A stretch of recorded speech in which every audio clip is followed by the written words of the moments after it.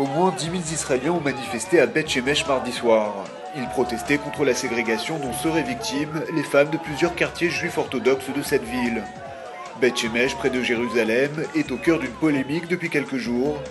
Des groupes intégristes tentent d'imposer des restrictions aux femmes, comme dernièrement ne pas marcher sur le même trottoir qu'un homme. La semaine dernière, c'est l'histoire d'une petite fillette de 7 ans agressée par des orthodoxes sur le chemin de l'école qui a ému l'opinion israélienne. Un incident qui a poussé plusieurs ténors du gouvernement à monter au créneau, ainsi qu'une large frange de la classe politique. Dernière déclaration en date, celle de Shimon Peres, le président de l'État a appelé les Israéliens à se mobiliser contre l'extrémisme religieux. C'est en organisant un sit-in que près de 30 000 Syriens ont accueilli les observateurs de la Ligue arabe ce mardi.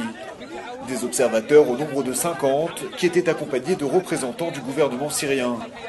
Au même moment, les chars du régime de Bachar el-Assad se retiraient de plusieurs quartiers de Homs, ville martyre, littéralement assiégée depuis des semaines. Pour la seule journée de lundi, ce sont encore 60 civils qui ont trouvé la mort dans des bombardements de l'armée régulière syrienne. Au cours de leur tournée d'inspection, les observateurs de la Ligue arabe n'ont pas eu de contact direct avec la population. Ils ont toutefois pu s'entretenir avec le gouverneur de la ville. L'Alia russe serait une réussite.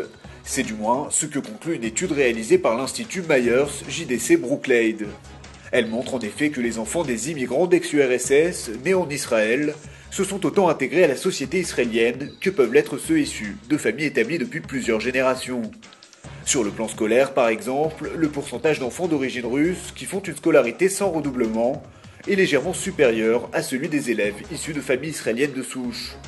Concernant le sentiment d'appartenance nationale, le résultat est encore plus probant, puisqu'ils sont 68% à déclarer se sentir totalement israéliens.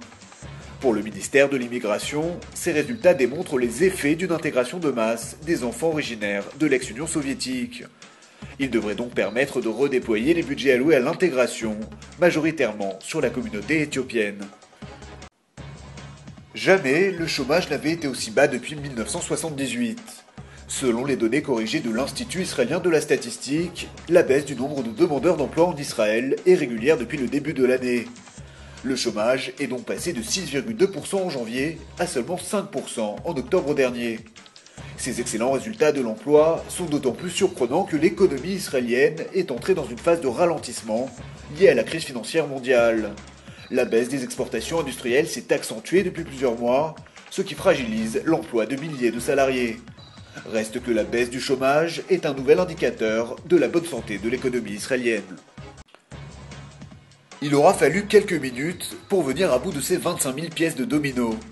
Le résultat, un immense chandelier qui vient marquer la fête de Hanouka. Cette véritable œuvre d'art a valu à deux jeunes Israéliens, Nissim Lopez et Yogev Levi, de rentrer au fameux Guinness des records.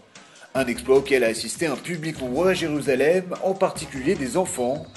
Pour les curieux, le chandelier se trouve désormais dans le hall d'entrée du musée d'Israël.